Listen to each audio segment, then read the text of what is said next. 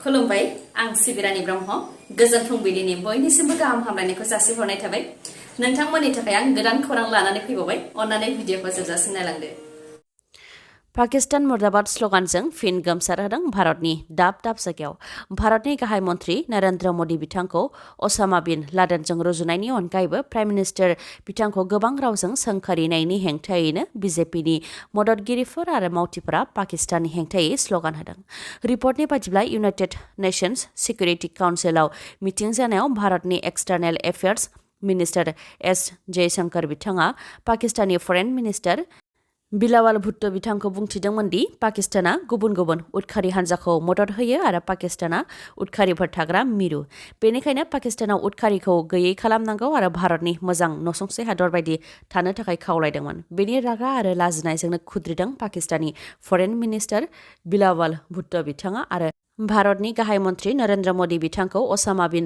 लादेनजों रुजुनायजों लोगोसे बायदि बायदि रावजों सोंखारिदोंमोन आरो आरएसएसखौबो बायदि रावजों सोंखारिदोंमोन आरो बेबायदिनो मान होयै माखासे खोथाफोर बुंथिदोंमोन बेनि थाखायनो अर जोंदों भारतआव पाकिस्ताननि फरेन मिनिस्टार बिलावाल भुट्टोनि मुसुखा सावनानै पाकिस्तान मुर्दाबाद स्लगानजों गोमसार होदों बिजेपिनि मददगिरिफोरा दिल्लीयाव थानाय पाकिस्ताननि हाइ कमिसननि मोखाङावबो सोमावसारदों आरो प्राइम मिनिस्टार नरेन्द्र मदि बिथांनि सायाव सोंखारिजाथाव खोथा बाहायनायनि थाखाय निमाहा बिफिननो थाखायबो बुंथिदों सोमावसारगिरिफोरा दासान्दि जुलिनि बोथोर सोलिफुदों जिउआव लोगो गैयाबा जिउआव जेबो गाब गोनां जाया बेनिखायनो सम आरो खाबु नायनानै बयबो गाव गावनि जरा जुलिखौ नागिरनानै लायो थिग बेबायदिनो मोनसे निउज चेनेलनि गेजेरजों जुलिनि थाखाय हिन्जाव गोदान नागिरनायखौ नुनो मोननाय जादों जुलिनि थाखाय जिउनि लोगो नागिरनाय बिथांनि मुङा बर'न निउज चेनेलनि गेजेरजों बिथाङा गावनि सिनायथिखौ होनाय बायदिब्ला बिथाङा बराजल एचएस स्कुलनि चौकीदार दानफायाव 30,000 रां मोनो आरो बिथाङा गुबैयै नलबारि जिल्लानि गग्रापारा पुलिस थानानि सिङाव थानाय बराजल गामिनि थागिबि जुलिनि थाखाय सानसे साननैनि गेजेरावनो हिन्जाव नांगौ होननानै फोरमायथिदों बिथां बर'न बर'नि सावगारिखौ नोंथांमोनहा मबाइल स्क्रिनावबो नायनो हागोन आरो नोंथाङा गोसो गुदुंब्ला 9401860941 बे नाम्बाराव खौरां हरनानै जुलिनि सायाव सावरायहरनो हागोन बर'न बर'आ फोरमायथिबावनाय बायदिब्ला बिथांनि न'आव बिब' सासे दं आरो बिथांजोंबो गोरोबनानै थानो हागोन बेनि अनगायैबो 22 बिघा हा अमा बोरमा गासैबो दं होननानै फोरमायथिदों बर'न बर'आ रां जाख्ल'नायनि दायाव हमजादों फिन सोरखारि मावख'गिरि एनपिएस बिलखौ प्रसेस खालामनायनि मुङाव रां लानायनि थाखाय हमजादों जगत चन्द्र नाथ मुंनि सोरखारि मावख'गिरिया बिथाङा लखिमपुरनि बिपुरियाव थानाय साब ट्रेजारि मावख'नि जुनियर एकाउन्ट्स एसिस्टेन्ट एनपिएस बिलखौ प्रसेस खालामनायनि मुङावनो रां लादोंमोन बिथाङा नाथाय रां लाफुबाय थानाय समावनो directorate of vigilance and anti कराप्शन टीमजों हमजानो गोनां जादों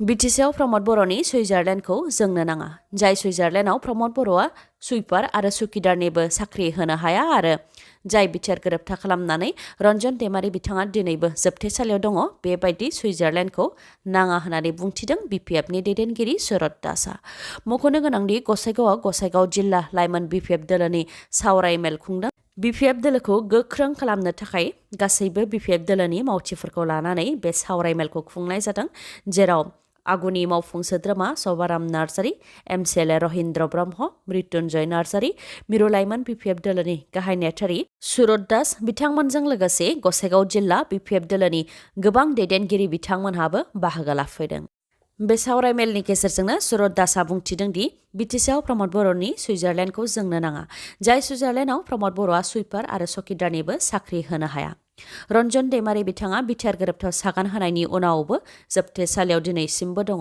बेबायदि सुइजारलेण्डखौ जोंनो नाङा जोंनो ओरैबायदि बिटिसिसो नांगौ जेराव जोंनि लाइमोनफोरा साख्रि मोननो हायो थिका मावनो खाबु मोनो आरो रायजो राजानि रांखान्थियाबो जौगायो होननानै बुंथियो सुरत दासआ बेनि अनगायैबो प्रमद बर'आ भिसिडिसिखौ बुरलुंबुथुराव फोजावहरनायनि खोथा होदोंमोन आरो बिटिआर गोरोबथानि उनाव बिटिसिखौ सुइजारलेण्ड खालामनायनि खोथा होदोंमोन रायजो राजाफोरनि सिगाङाव नाथाय भिसिडिसिखौ लाखिनानै जाख्ल'नायनि खोथा बुंनानै बिपिएफखौ आसि दिन्थिबाय थानायनि गुबै न'खौ भिसिडिसिआवनो लुदों होननानै बुंथियो बिथाङा लोगोसे गसाइगाव जिल्ला लाइमोन बिपिएफ दोलोनि सावराय मेल खुंनायनि सायाव बिथाङा फोरमायथिदों दि जिल्ला ब्लक आरो प्राइमारि लेभेलाव इउथ बिपिएफखौ गोख्रों खालामनो थाखाय थांनाय 8 डिसेम्बरावनो रौतायाव जानाय सेन्ट्रेल केबिनेट इउथ बिपिएफआव थांखि लादोंमोन बे लेखायैनो बे थांखिखौ गसाइगावनिफ्राय जागायजेनबाय जेराव गोबां गोदान लाइमोनफोराबो बाहागो लाफैदों होननानै फोरमायथियो बिथाङा आरो बिटिसिनि रायजो राजानि सार्थआव रायजो राजानि बोर मोनोब्ला सिगांनि हाग्रामा महिलारि दैदेननाय बायदि जौगानायनि खामानिखौ गोबां सिगां फारसे लांनो हागोनखौ आसा खालामो होननानै फोरमायथियो सुरत दासआ। फोरोंगिरिखौ आइ लाभ इउ बुंनायनि थाखाय फरायसाखौ एक्सपेल खालामनाय जादों। नाथाय फरायसाफोरखौ लानानै फोरोंगिरिया गोबां नंखाय फोसावनायनि अजद होफिननानै बाक्सानि आथियाबारि बिद्या मन्दिर एचएस स्कुलनि गोरायुंजों लोगोसे फरायसाफोरनि खेंफोरथि। फरायसालिनि गोरायुंआ फोरमायथिनाय बादिब्ला थांनाय 15 अक्ट'आव फरायसा आरो फोरोंगिरिनि गेजेराव जि जाथाय जादोंमोन बेनि सायाव खौरां बिजोंफोराव गोबां नुनो मोन्दों। नाथाय फरायसाया फोरोंगिरिखौ बुनाय, हाराहास्ति खालामनाय, फोरोंगिरिनि गारिनि मोखाङाव साइकेल गारनानै दोननाय, अन्थाइ खुबैनाय, बेनि अनगायैबो ओनसोलाव रैखाथि गैया होननानै आथियाबारि बिद्या मन्दिर एचएस स्कुलनि फोरोंगिरि इलिना देवाना जि अजद होदों बेफोर गासैबो नंखाय होननानै फोरमायथियो गोरायुं बिथाङा। लोगोसे फोरमायथिबावदोंदि फरायसाया आइ लाभ इउ होननायखौ फोरोंगिरि इलिना देवाना बुजायोमोनब्लानो खोथाया जोबोमोन। नाथाय फोरोंगिरिया गोबां खोथा बुंनानै फरायसालिजों लोगोसे ओनसोलखौ बदनाम खालामदों।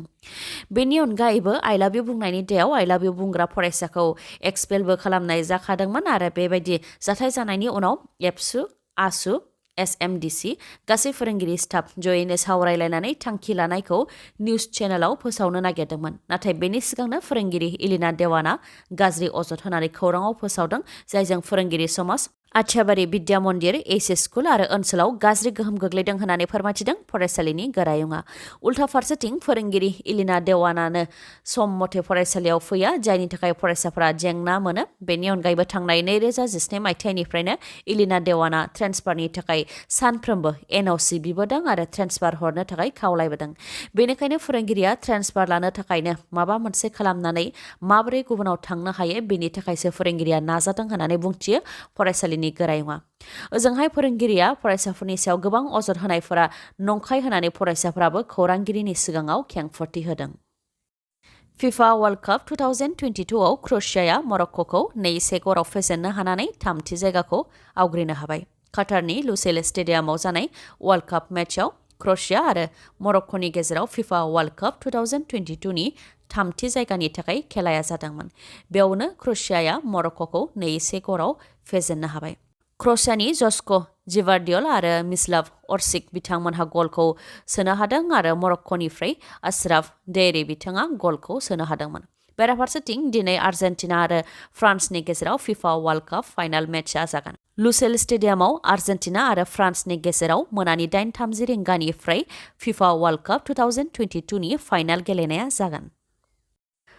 तामुलपुर जिल्लानि नाग्रिजुलियाव मैदेरा फारसेनिफ्राय सिलिंखार खालामलांदों। समेश्वर बर', मनज बर' आरो सनाराम बर'नि न'खौ फारसेनिफ्राय सिलिंखार खालामलांदों हाग्रानि मैदेरा।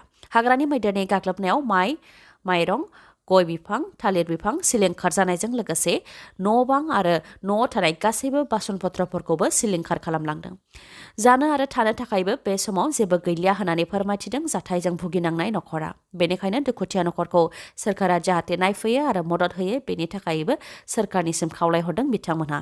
नाग्रिजुलिनि खाटारबारि, सापर खैरोगुरि, बाल्थिंफार बेफोर गामियावनो जादों बे गाग्लोबनाय जाथाया।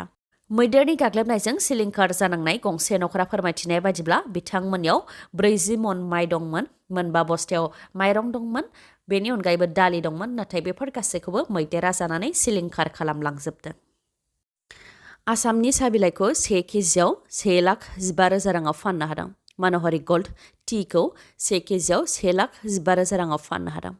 आसाम डिब्रुगड़नि मन'हारि टी इस्टेटनि रन्जन लोहिया बिथाङा फोरमायथिनाय बायदिब्ला गुवाहाटी टी अक्सन सेन्टाराव 1 केजिआव 1 लाख रांनि बांसिन बेसेनाव फाननो मोना होननानै टी बर्ड इन्डियाया मोनसे थि सिमा खानानै होदोंमोन। बेनिखायनो प्राइभेटलि टी इनटेक वेबसाइटनि गेजेरजों अक्सन होनाय जादोंमोन जेराव मन'हार गल्ड टीखौ 1 केजिआव 1,15,000 रांनि फाननो हादों होननानै फोरमायथिदों। आरो बांसिन बेसेनाव फानजानाय साहा बिलाइनि मादाव मुं लाखिनो हादों होननानै फोरमायथिदों। लोगोसे गुबुन बोसोरफ्रावबो बेबायदिनो मन'हार गल्ड टीआ बांसिन राङाव फानजानो हानानै रेकर्ड लाखिबोदों होननानै फोरमायथिदों।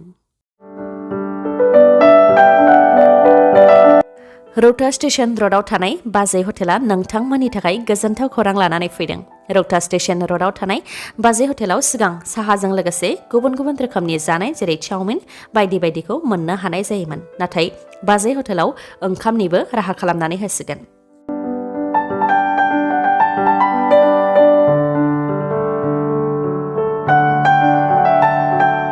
ओंखामनि थाखाय बाजै हटेलाव 2 थालायाव बेखेवनानै होनाय जाबाय। रौता स्टेशन र'डआव थानाय बाजै हटेलाव नोंथांमोनहा दिनैनिफ्राय ओंखामबो मोननो हासिगोन। बाजै हटेलाव नोंथांमोनहा बर'नि जानाय लोंनाय आदारफोरखौ मोननो हागोन। लोगोसे सोरबाफोर मेल मिटिं नङाब्ला जोनोम साननि पार्टी आरो जायखिजाया हाबाफारि लानो गोसोबा बुकिं खालामनो हागोन। बुकिंनि थाखाय 9957514215 बे नाम्बाराव कल हरनो हागोन आरो बुकिं खालामहरनो हागोन। दिनैनि खौराङा एसेनोसै। गाबोन आरो गोदान खौरांजों लोगो मोनफिनबावगोन। नोंथाङा दासिमबो आंनि चेनेलखौ साबस्क्राइब खालामाखैबा अन्नानै साबस्क्राइब खालामदो, लोगोसे लाइक, कमेन्ट आरो शेयार खालामनो दाबाव। गोजोन्थों।